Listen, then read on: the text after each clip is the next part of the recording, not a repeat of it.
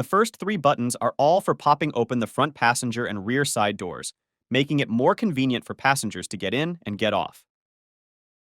Integrating all the displayed and the hidden extra functions on the Tesla car screen into this screen-mounted storage box is truly practical.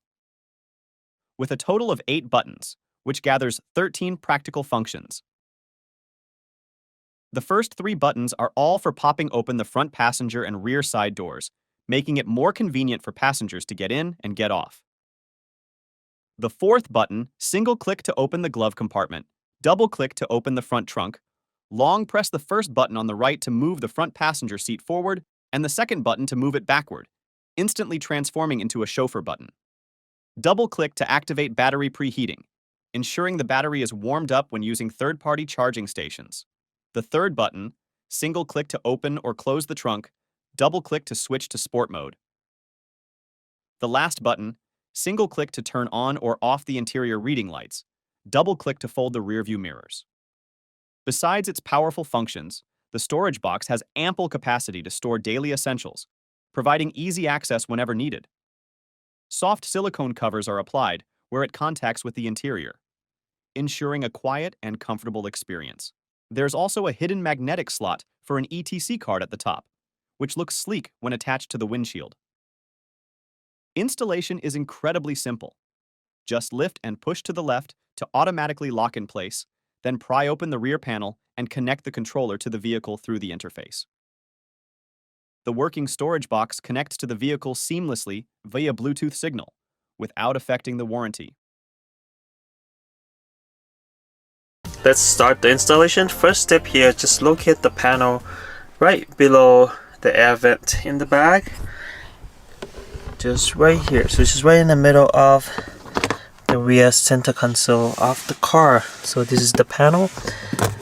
Use one of the trim removal tools or the plastic pliers to help you with this panel. The panel has no screw at all, just all clips. Use one of these to help and then just pull it out. Now you will see this blue 26-pin OBD plug right here. Before you unplug anything, I would suggest to turn off the car first. So to turn off the car, just go to the main menu, the car icon right here, go down to safety, all the way down, and then power off, and that's it. Now the power is off, we are safe to remove blue OBD plug. So first, remove it first. There's a little clip right here that locks it all together. Just remove that part. Then use provided OBD plug pass-through adapter, the white one. So you basically just plug this one, the white one, back in where you unplug the blue one, like so, and then plug the blue one into the white pass-through adapter. Now we have this one came out, so just plug this one in to the wireless transmitter box.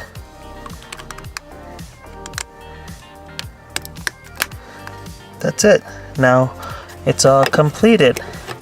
Okay, so you can also connect 2 devices at the same time. Let's see, I have this connect to the front shortcut buttons, right? But I still have this rear display in the back. You see, it's all dark because it's off, and plus I unplugged it. So if you have more than 2 devices, you could also plug them in the same port. I'll show you. So just unplug this one and then plug. So I'm plugging in rear display plug, and then I'll just plug a shortcut button port into the rear display plug. There you go. Now we have 2 devices connected all together. All you have to do is just manage the wires and then put the panel back in place.